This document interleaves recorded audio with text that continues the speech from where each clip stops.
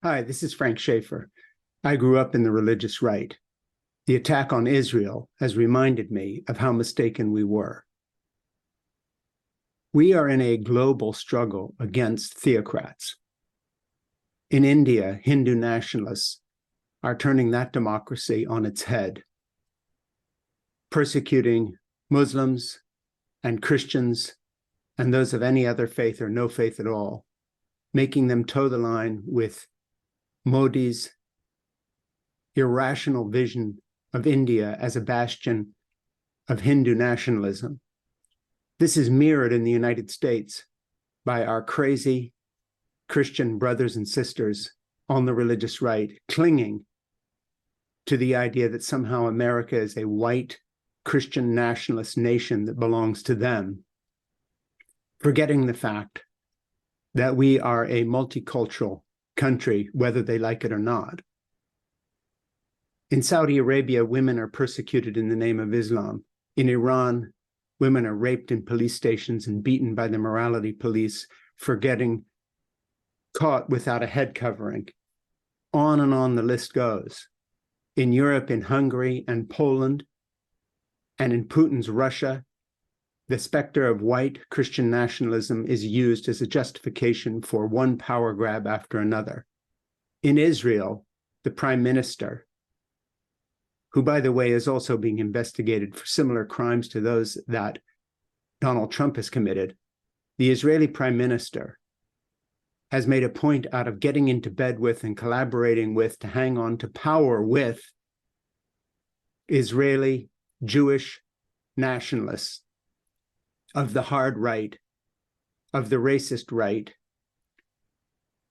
who have made a specialty of making sure that there is never going to be any peace settlement with the Palestinians because they are into a power and land grab in the occupied territories, which, by the way, Moshe Dayan, who was the general who successfully prosecuted the war when they were attacked by the Arab nations, warned Israel not to hold on to those territories, but to give them back in East Jerusalem and the whole of the West Bank, knowing that becoming an occupying force in the Palestinian lands would bode ill to Israel in the long term. Well, it has.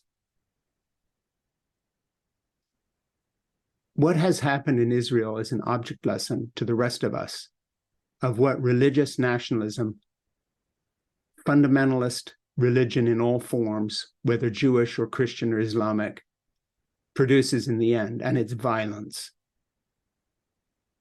While the Prime Minister of Israel was busy trying to undermine the judiciary in his country in order to maintain his power against not only the judiciary, but also the media, which is always attacked, free media is always attacked by the religious right or those it represents, like Donald Trump or Vladimir Putin or whomever it may be, seizing and clinging to power. While he tried to undermine his judiciary and attack the media, making common cause with the religious nationalists in his own country, the Jewish nationalists in his own country, Hamas was preparing an attack funded, paid for by Iran as part of their own Islamic nationalist, fundamentalist nationalist, theocratic power grab, which started with the overthrow of the Shah. What does this have to do with us in the United States and the 2024 election? A lot. Because in the Hamas attack, funded by the Islamic nationalists of Iran, funded by the theocrats of Iran, who see their religion of Islam in the same light as our white Christian nationalists see Christianity in America. In other words, the organizing principle for politics, for military power, for incursions into other countries, for defense of our borders against immigration, whatever it may be. We see in the chaos of that attack and the Israeli response an object lesson. First of all, Israel was not prepared because it was concentrating on how to fold into the power structure in Israel the hard religious right, their version of American Christian nationalists. And by the way, it's no coincidence that the American Christian nationalists support the hard right in Israel and support the hard right in Russia, even backing Vladimir Putin as somehow a Christian leader, as Tucker Carlson does, as white evangelical American Republicans do, as they turn against American support for Ukraine. This is all the same story. It is the story of the rise of an intolerant, hard right, even fascistic group of religious true believers across the globe who are turning their back on the Enlightenment, on science, on fact, on any idea of multicultural tolerance, on any idea that we can all get along as human beings, whatever the color of our skin, and instead returning us to what really amounts to a vision of religion that belongs more in the 11th and 12th and 13th and 14th century than it does now.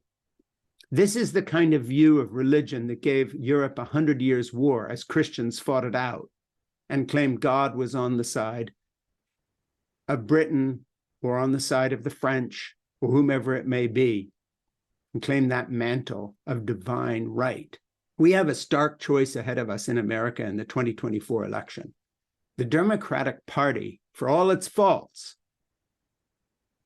represents the last best hope of the United States to cling to an enlightened vision of politics, race relations, and religion, in opposition to what the Israelis have become, in opposition to what Russia is, in opposition into what Tehran and the Iran regime is, in opposition to what Hindu nationalism has become, with its alleged murder of a Sikh activist in Canada, mirroring what Vladimir Putin does to his enemies across the globe.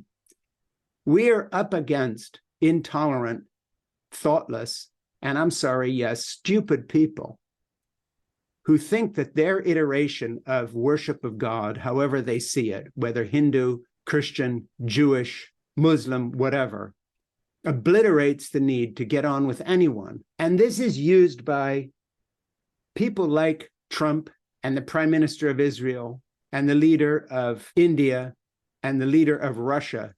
This is manipulated by people like Putin and Trump, and yes, Tucker Carlson and others, who could care less about the religion itself, who are far from being true believers, as judged by their own anti-democratic, anti-human actions, to manipulate people who are true believers into thinking that somehow they are on their side, in the way Trump did with the evangelicals, cynically laughing at them behind his hand for voting for him and going along with him, as Modi does in India with his Hindu nationalist followers, as Putin does in Russia, as the Saudi princes, the murderous princes who have women raped and tortured in prisons do, while ruling in the name of Islam. We in America had better wake up to the fact we are part of global history. We are part of this problem. Far from Trump being unique, far from Christian nationalists being unique, far from white Christian nationalists being unique, this is part of a global phenomena where democracy, multicultural democracy, tolerance, the gifts of science and fact that came from the Enlightenment, that came from science, that came from the idea of the rights of human beings, that came out of the French Revolution, that came out of the Enlightenment philosophers, that came out of the Renaissance in Italy, that came out of the resistance of Black Americans, first to slavery and then to racism, with the leadership of Dr. Martin Luther King and others. This inheritance, summed up by Dr. King's life work, calling on fact-based, science-based reality when it comes to human interpersonal relationships and how best to work together, is being set aside in the name of a global movement of want-to-be authoritarian dictators like Trump, or those who are already in that position like Putin and the Saudi princes and the Iranian mullahs. These people are all one and the same. The leadership is cynical and could care less about the religion, but manipulates it to cling to power in the same way he brought about this war with Hamas by being asleep at the switch and allowing Israel's defense establishment to deteriorate while he concentrated on trying to destroy the judiciary. This phenomena is going to play out in the 2024 election here in the United States if we allow Trump another crack at the presidency. This same level of chaos that is being sown by these people will happen here. Let what has happened to Israel be a warning to all of us. This is actually not Hamas that struck Israel. It is Iran that struck Israel. The irony is that Iran struck Israel led by people who are exactly the mirror image in the Islamic community of the radical far-right nationalists that have made a power grab in Israel in their coalition government. And they are supported by our Christian nationalists, far-right Christian Zionists here in the United States, who are more radically pro-Israel, quote unquote, than most American Jews are, not because they love Jews or love Israel, I'm speaking of the Christian nationalists, but because it fits with their messianic, insane end times vision of the world, in which Israel is supposedly destroyed, as prophesied in biblical revelation, before Jesus comes back, et cetera, et cetera. We have a question. Are we going to let these madmen and mad women and fanatics take over our planet at the very time we're fighting for planetary survival, which depends on, yes, science and facts and tolerance and reciprocity and all those benefits of liberal democracy we've taken for granted for too long? Or are we going to push back, starting here in the United States, by roundly defeating our own version of the Israeli prime minister, Donald Trump, in 2024, and sending the party of chaos, these out-of-control Republican white nationalists and Christian nationalist fanatics who have proven themselves inept at even having leadership in the House of Representatives, back to where they belong, which is in the Stone Age, the pre-science age, the pre-verbal age. We have been warned. Are we going to listen? My name is Frank Schaeffer.